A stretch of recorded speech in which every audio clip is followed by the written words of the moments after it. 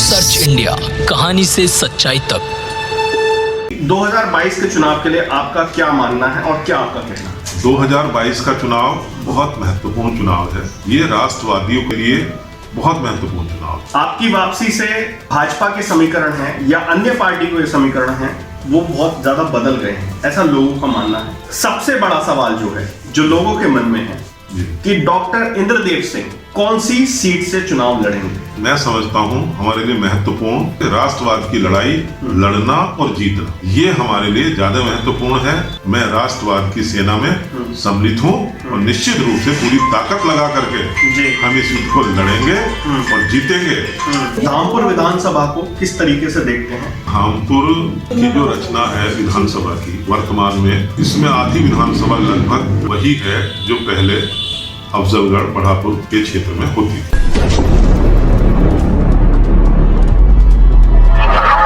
नमस्कार, मैं अर्पित आपका स्वागत करता हूं सर्च इंडिया न्यूज पर। जैसे कि पिछले 2 दिनों से हम डॉक्टर इंद्रदेव जी के बारे में बात कर रहे हैं और हाल ही में उनकी भाजपा परिवार में वापसी हुई है। हालांकि भाजपा परिवार को उन्होंने एक लंबा समय दिया है और अब दोबारा से वापसी हुई है। और आपको बता दें कि जैसे कि आपको अवगत भी है, डॉक्टर इंद्रदेव जी बड़ापुर विधानसभा से लगातार 4 बार विधायक रह चुके हैं और बड़ापुर क्षेत्र के लिए एक विकास पुरुष के रूप में जाने जाते हैं। तो आज विशेष बातचीत कर रहे हैं डॉक्टर इंद्रदेव जी से।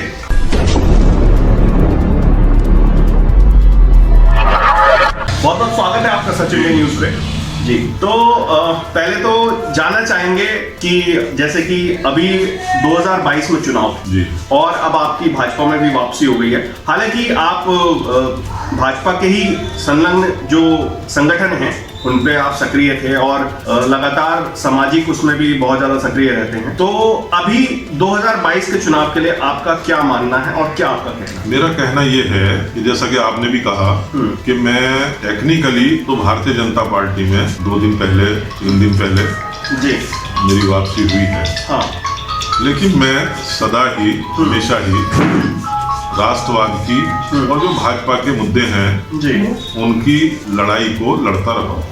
बिल्कुल। यानी कि समाज के अंदर भारतीय जनता पार्टी की ही विचारधारा को आगे बढ़ाने के लिए हमेशा संघर्ष करता रहा। बिल्कुल बिल्कुल। 2022 का चुनाव बहुत महत्वपूर्ण चुनाव है।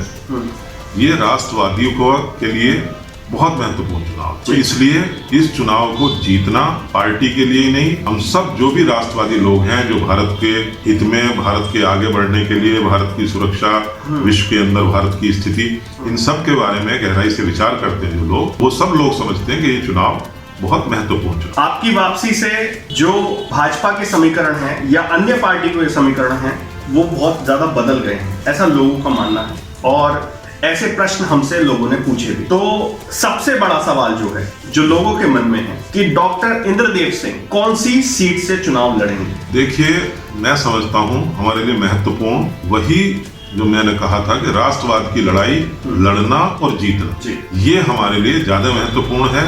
पार्टी कौन सी सीट से लड़ाएगी ये निर्णय पार्टी करेगी। मैं तो यही समझता हूँ कि जैसे कोई युद्ध होता है और एक सैनिक जो देश के लिए अपना सब कुछ लुटा करके युद्ध को लड़ना और जीतना चाहता है और वो घर बैठा हो युद्ध के समय और उसको वापस युद्ध के मोर्चे पे बुला लिया जाए तो उसको जो खुशी होती होगी, मुझे तो इस बात की खुशी है कि इस युद्ध में मैं राष्ट्रवाद की सेना में सम्मिलित हूँ और निश्चित रूप से पूरी ताकत लगा करके हम इस युद्ध को लड़ेंगे और जीतेंगे।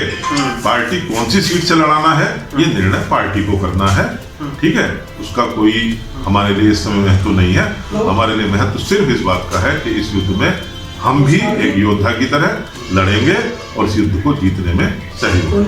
ठीक है, तो आप अभी फिलहाल धामपुर विधानसभा को किस तरीके से देखते हैं? क्योंकि बड़ापुर से तो आप हमेशा लड़ते ही आए हैं और इस बार जैसा कि माना जा रहा है, लोगों के मन में प्रश्न है कि धामपुर से भी आपकी दावेदारी मानी जा रही है, तो धामपुर विधानसभा को आप किस तरीके से देखते हैं? देखो, धामपुर की जो रचना है विधानसभा की जी वर्तमान में, इसमें आधी विधानसभा लगभग वही है जो पहले अफजलगढ़ बढ़ापुर के क्षेत्र में होती थी जी जी, जो मेरे लिए नया क्षेत्र नहीं है। बिल्कुल।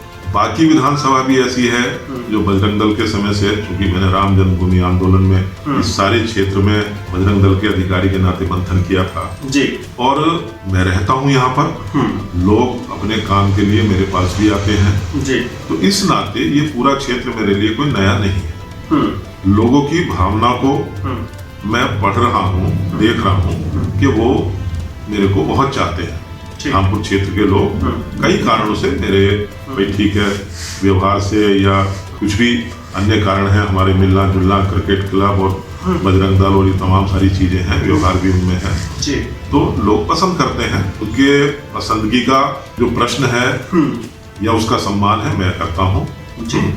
लेकिन मैं फिर भी ये कहता हूँ कि निर्णय पार्टी का जो भी निर्णय होगा हमें शिरोधार्य होगा और उसी के अनुरूप आगे काम करेंगे, उस राष्ट्रवाद की लड़ाई को लड़ेंगे। लेकिन इतना है कि मैं धामपुर में रहता हूँ, धामपुर की बहुत सारी समस्याओं को मैं जानता हूँ, समझता हूँ। जैसे यहाँ हमेशा एक मांग रहती है कि भाई स्टेडियम एक बने जी, जी, तो ये है, और भी बहुत सारी मांग है। फ्लाईओवर की मांग एक बना हुआ है, लेकिन उसके अलावा और भी स्थानों पर यहाँ की ग्रामीण जनता की मांग को भी मैं समझता हूँ। जैसे खो नदी है, इस खो नदी में बाढ़ के कारण हर साल ही लगभग बहुत सारी दिक्कतें पैदा होती हैं और कभी कभी तो बहुत ज्यादा विकट स्थिति उत्पन्न होती है। तो और भी बहुत सारी स्थिति हैं, समस्याएं हैं क्षेत्र की, जिनको मैं समझता हूँ, लेकिन समय के अभाव के कारण मैं चीजों का विस्तार से वो ठीक नहीं है।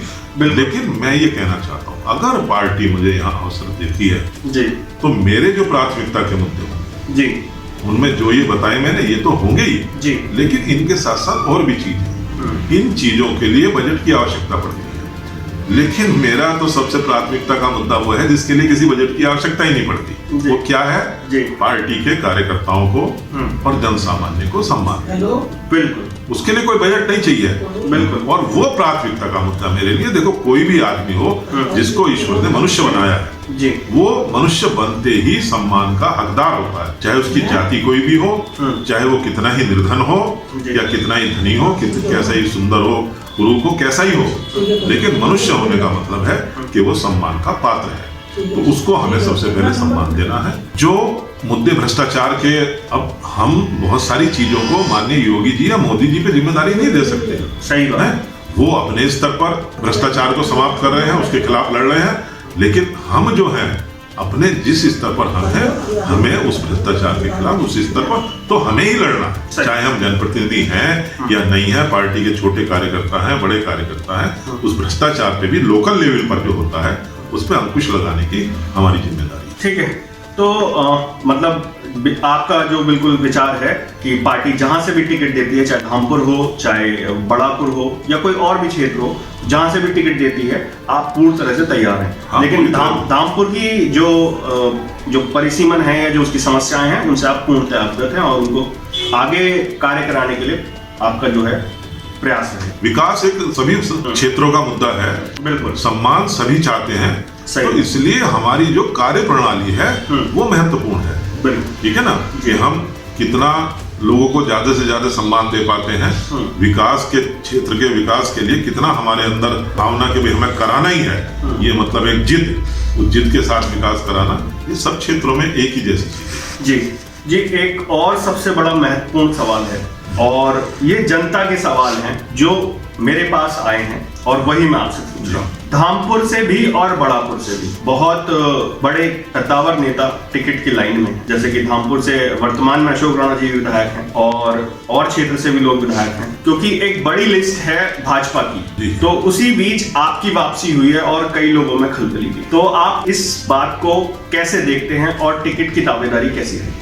मैंने कहा कि भाई ये विषय पार्टी का है जी, किसको कहां से टिकट देना है, नहीं भी देना है, हमारा भी लक्ष्य यही है कि 2022 में राष्ट्रवादियों की सरकार, हमारी पार्टी की सरकार, भारतीय जनता पार्टी की सरकार उत्तर प्रदेश में बननी चाहिए। ठीक है ना, क्योंकि केंद्र का भी चुनाव आगे उसके 2 साल बाद है, तो फिर हमें उस केंद्र में भी भारतीय जनता पार्टी की सरकार पुनः बनानी है।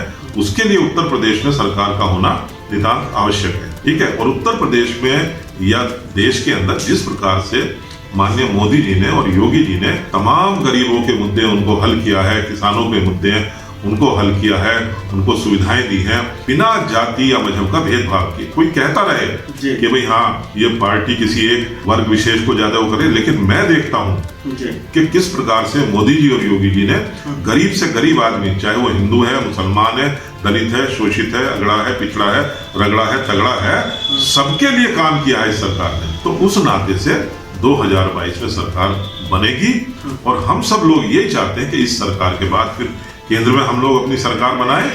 ये मुद्दे हमारे लिए इस समय गौण है कि कौन कहां से लड़ेगा। ठीक है।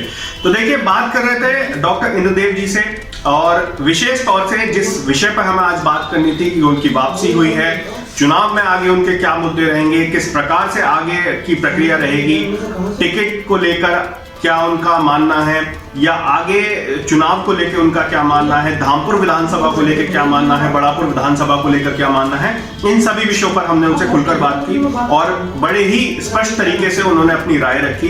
तो आप बने रहिए सर्च इंडिया के साथ और ऐसे ही अगले अपडेट के साथ जुड़े रहिए। धन्यवाद। अगर आपको हमारे द्वारा दी गई जानकारी पसंद आई है तो प्लीज चैनल को लाइक, शेयर एंड सब्सक्राइब करें और नोटिफिकेशन बेल को ऑन करना ना भूलें, जिससे हमारे चैनल पर अपलोड हो रहे इन्फॉर्मेटिव वीडियोस का पता आपको टाइम पे चल सके। Thank you and stay tuned with search India news.